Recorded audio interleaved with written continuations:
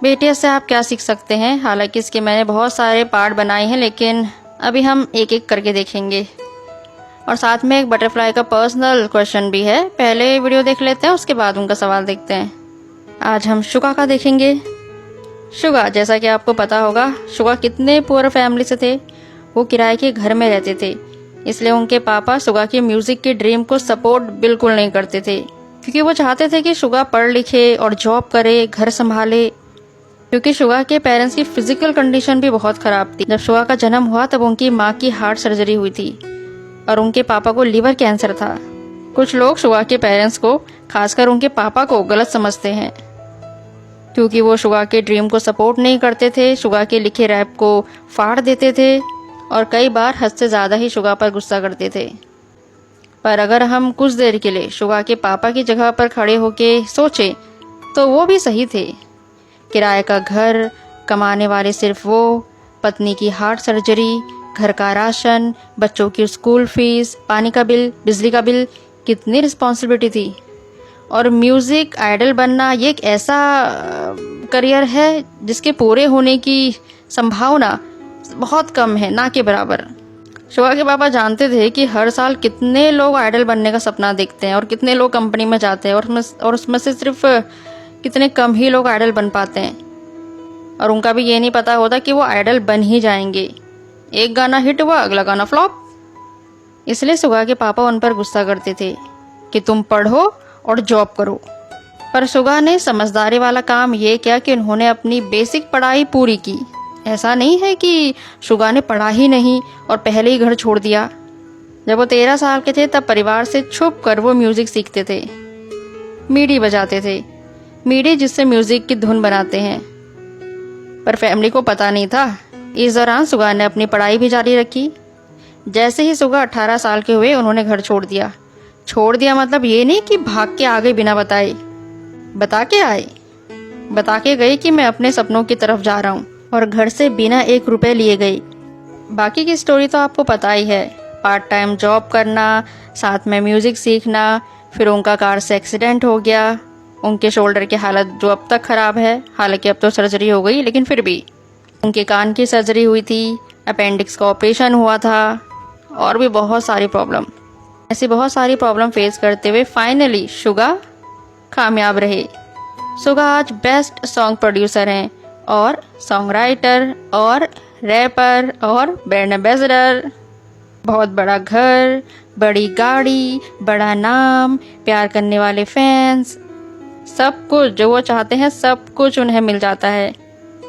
ना, वो मेहनत करके हासिल करते हैं। तो शुगा से हम सीखते हैं कि अगर हम लाइफ में कामयाब नहीं हो रहे हैं तो हम अपनी गरीबी का बहाना नहीं बना सकते। हम ये नहीं कह सकते कि हम बहुत गरीब हैं, पैसे नहीं हैं, इसलिए हम अपना सपना पूरा नहीं कर पा रहे हैं, हम जिंदगी में कुछ कर नहीं सकते। शुगा ने की थी ना पार्ट टाइम जॉब, इसलिए अपने सपनों के बीच पैसे और गरीबी को ना आने दे, और ना ही अपनी परेशानी को याद करके रोएं या उससे परेशान हो। यहाँ कुछ लोग होते हैं जिन्हें थोड़ा सा, हल्का सा भी बुखार क्या आ जाता है, वो ऐसे ढिंडोरा पीटते हैं जैसे पता नहीं कौन सी बड़ी बीमारी लग गई होने, और बिल्कुल मरे हुए जैसे दिखेंगे, कमजोर। शुगा ने कभी नहीं कहा कि उन्हें क्या क्या हुआ था। ना अपने कान की सर्जरी के बारे में कुछ बोला, ना अपेंडिक्स के बारे में, ना एक्सीडेंट के बारे में। सारी बातें कंपनी से ही पता चली। इसके अलावा शुगा ने ना लाइव में या ना किसी इंटरव्यू में अपनी हेल्थ कंडीशन की बात कभी नहीं कही। कभी बहाना भी नहीं बनाया कि इसकी वजह से, तबीयत खराब होने की वजह से वो अच्छे से नहीं कर पाए। हर समय, हर परफॉर्मेंस में वो बड़ी जोश और अच्छे से परफॉर्म करते आए। ये होता है मजबूत इंसान। इसलिए शुगा से हम सीखते हैं कि चाहे जैसे भी हालात हो, हमेशा एक्टिव रहो। ये मत बोलो कि मैं बीमार हो गई, मुझे चोट लग गई। देखो एक बात है, जैसा इंसान का मन होता है ना, वैसा उसकी बॉडी होती है। अगर उसने मन से सोच लिया कि मैं अरे बीमार हूँ, चोट लग गई, मैं तो उठ नहीं पा रही हूँ बिस्तर से, वो वैसा ही हो जाएगा, फिर वो सच में नहीं उठ पाएगा। ये फैक्ट है, जैसा मन वैसा तन। इसलिए अपने मन से एक्टिव रहे, मन से। ओके, अब मुझे एक पर्सनल सवाल लेना है, बाकी लोग चाहे तो जा सकते हैं। ये कमेंट बहुत बड़ा है। शॉर्ट में आपके पापा ने एक ट्यूशन टीचर आपके लिए रखा है जो बिल्कुल सही नहीं है, उनका कैरेक्टर भी सही नहीं है और बहुत टाइम बैठा के रखते हैं, पढ़ाते बहुत कम हैं और जितना पढ़ाते हैं वो भी सही से नहीं पढ़ा पाते। बहुत बार आपने अपने पापा से कहा पर पापा ने कहा बस इस साल मैनेज कर लो। अब आपको लगता है कि आपके 2 घंटे और 1300 रुपये बर्बाद हो रहे हैं और चूंकि आपने कभी इससे पहले ट्यूशन नहीं पढ़ा इसलिए आप नहीं चाहती कि आप ट्यूशन के बल पर पास हो। इन सब बातों से आपके मेंटल हेल्थ पर असर पड़ रहा है। पहले तो कमेंट में भी मैंने कहा था कि पैसे आते जाते रहते हैं और ये पैसा आपके पापा दे रहे हैं जिससे उन्हें कोई प्रॉब्लम नहीं है, वो आपके भविष्य के लिए ये पैसे लगा रहे हैं, तो पैसे का तो आपको सोचना ही नहीं चाहिए। दूसरा, अगर वो नहीं पढ़ा रहे तो आप पढ़ो। आपने कहा ना कि वो काफ़ी देर तक ऐसे बैठा के रखते हैं, आप खाली मत बैठो, तुम अपना कुछ सीखो, अपना काम करो। ऐसा तो नहीं है कि वो जब पढ़ाना स्टार्ट करेंगे तभी तुम पढ़ोगी। तुम अपने पूरे टाइम का इस्तेमाल करो।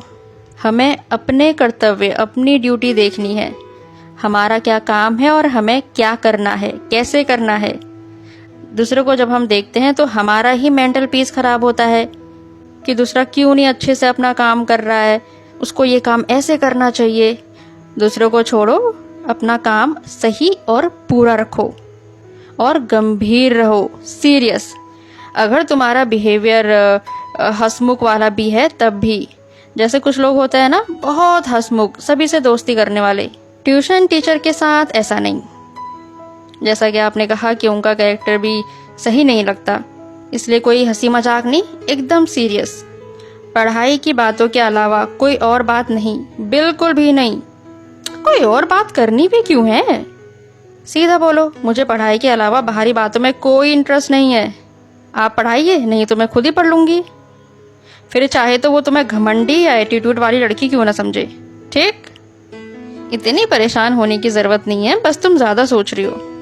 अगर तुम्हें लगे कि प्रॉब्लम ज़्यादा बढ़ रही है, ट्यूशन टीचर बदतमीजी कर रहे हैं, तो अपने मोबाइल का वॉइस रिकॉर्डर ऑन रखा करो, जिससे तुम अपने पेरेंट्स को बता सको कि टीचर ऐसी फालतू और बदतमीजी वाली बातें करते रहते हैं।